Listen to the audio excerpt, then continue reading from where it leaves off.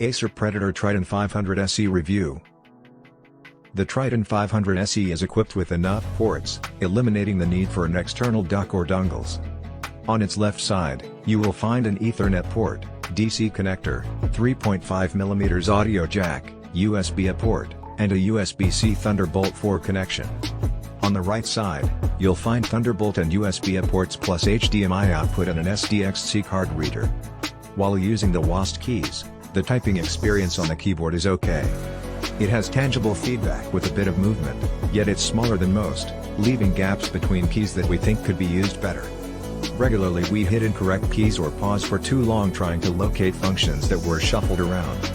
A notable example of this was my pressing the key for Acer Predator software instead of the backspace key. We made much fewer mistakes when using the Asus ROG Zephyrus M16's same size but more accustomed layout.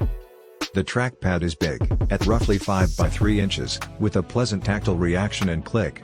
It provides accurate and fast feedback without registering my palms while using it. Unfortunately, part of the upper left segment of the trackpad is used up by the fingerprint sensor.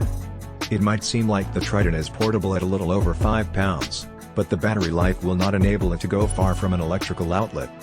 It has approximately 2 hours of gaming time on battery power, which isn't incredible.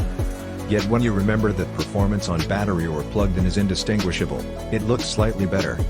The motherboard of this machine contains a multiplexer or mux switch that improves lifespan by transitioning between integrated and dedicated GPUs depending on what you are doing. Streaming and working on YouTube can last up to 3 hours by tapering off the RTX 3080 and using the integrated GPU. Even though you can't expect a lot from such a small laptop armed with such an energy-demanding graphics card. If a long battery duration is necessary for your gaming laptop, consider the MSI GS77 Stealth. It has about as much power but costs less. The latch on the display is securely fastened, so when using the laptop on a flat surface it won't shake.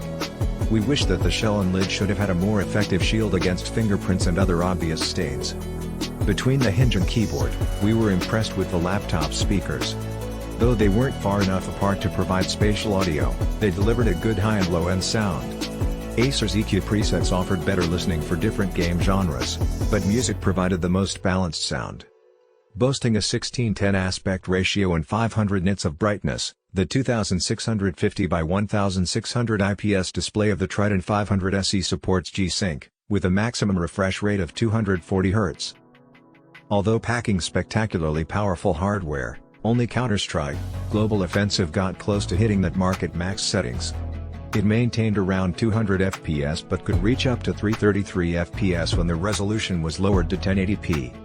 Despite the fact that this screen offers an immense amount of overhead, the adaptive sync feature is usually more relevant and advantageous to most users than the refresh rate. To test the Triton 500 SE, we used the highest-end gaming GPU, the NVIDIA RTX 3080 Ti. Even at ultra resolution and settings with ray tracing enabled, it performed impressively, achieving well above 60 FPS in each game. This laptop, just like the others equipped with RTX 3080 Ti GPUs we've tested, performed incredibly well during the video export test, finishing in 2 minutes and 20 seconds. You can access the Acer control software either on a desktop or with a special macro key, and this interface is simple and unobtrusive. With it, you can modify fan speeds, performance profiles, and RGB lighting. However, compared to Asus ROG Zephyrus laptops, you may only alter the performance profile when plugged into an outlet. As we discovered while the battery was nearly full, unplugging the laptop reverts its hardware profile to its balanced power state by default.